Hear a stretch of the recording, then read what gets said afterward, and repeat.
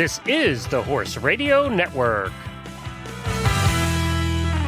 This is episode 1118 of Horse Tip Daily, your almost everyday morsel of helpful hints, useful facts, and practical techniques for horse folks. Brought to you today by Dr. Rose's Remedies.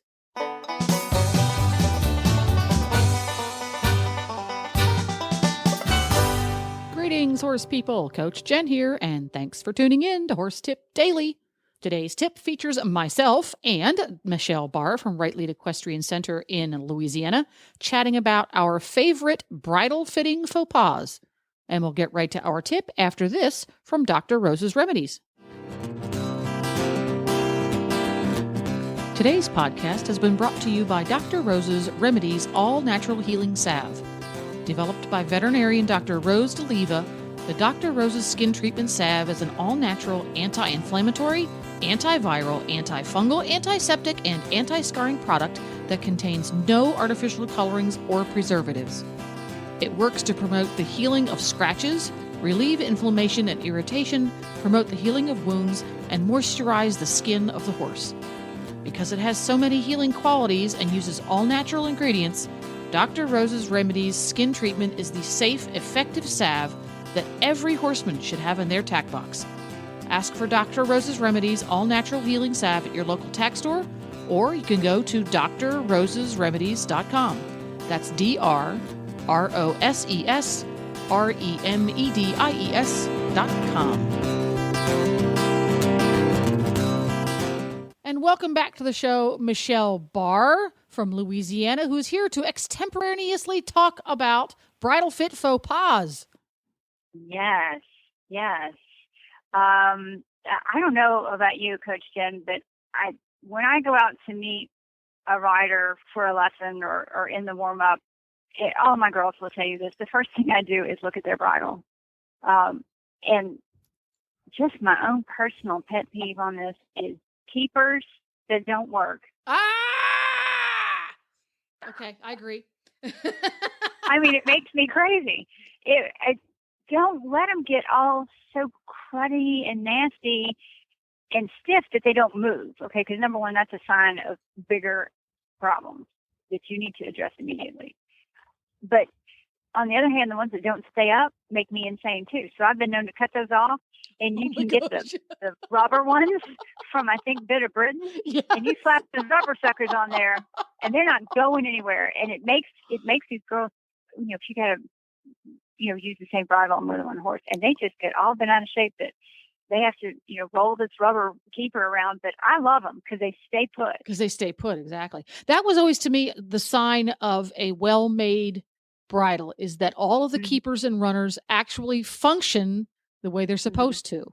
Mm-hmm. Yeah, the bridle I have right now, the runners fall off. Every single time I put the bridle on, I have to slide them back up. And by the time I'm done riding, they've slid back down. And it just makes me want to throw something.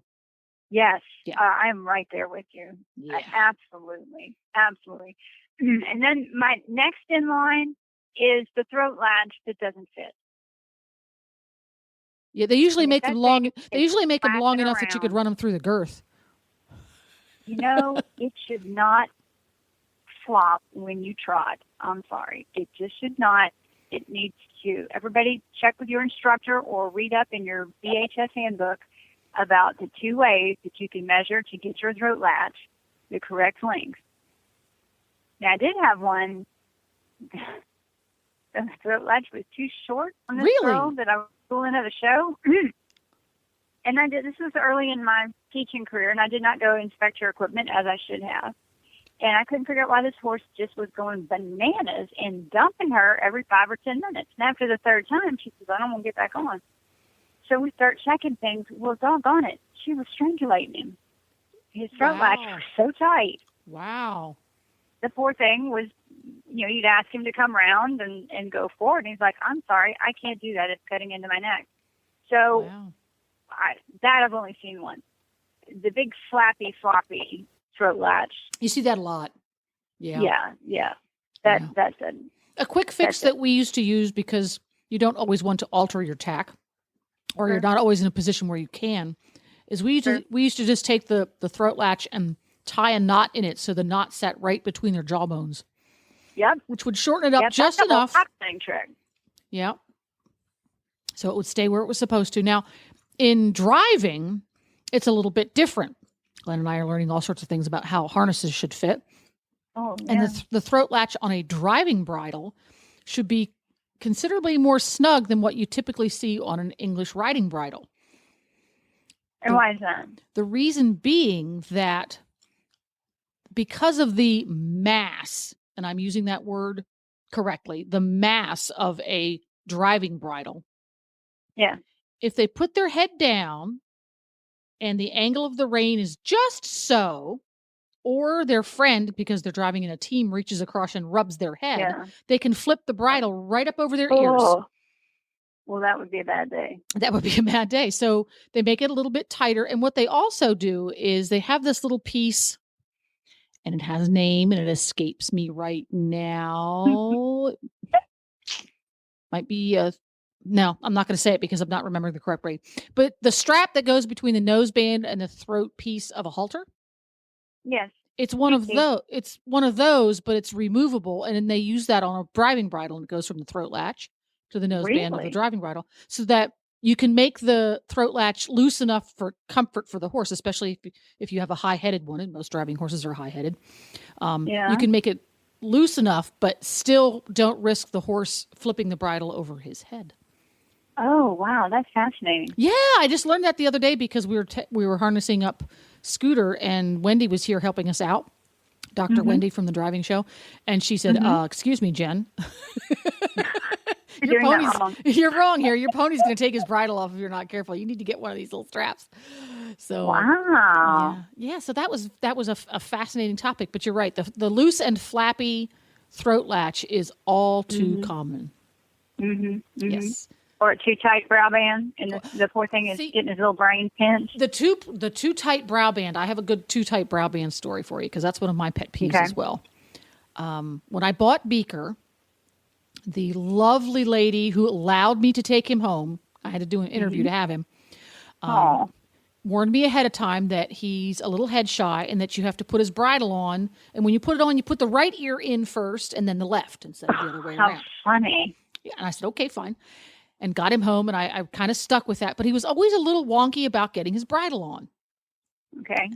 And never really understood why he came with it, so I didn't think past that. And then I got the urge to have myself a blingy brow band. Oh. So I got a blingy brow band, but I got the blingy brow band one size bigger than the bridle was. Voila. 85% of head issues have disappeared. Amazing. He didn't like it squeezing his ears. Well, I can't blame him. Yeah. So, folks, if your horse is a little head shy, check your brow band. That's excellent. That's very good to know. The cockeyed cavesson? Oh, well, that's really hard. Yeah, I know, but I gotta go and give it a tug. I mean, I cannot see a cockeyed cavesson without going and give it a tug. Yeah. You're right. That's something that needs to be addressed before you get on.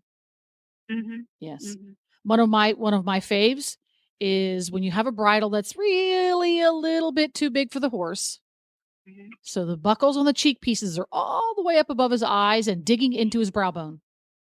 Oh, I hate that. You see that one with Western bridles too. Oh, I've never had a look at those. Yes, sometimes you'll see that too. So, folks, buy smaller cheek pieces. Take your bridle and get it altered. You wouldn't want somebody digging a buckle into your eyebrows for several hours each day. So, come on, step up. Sure. Well, and then wonder why your horse has bad behavior. Yeah.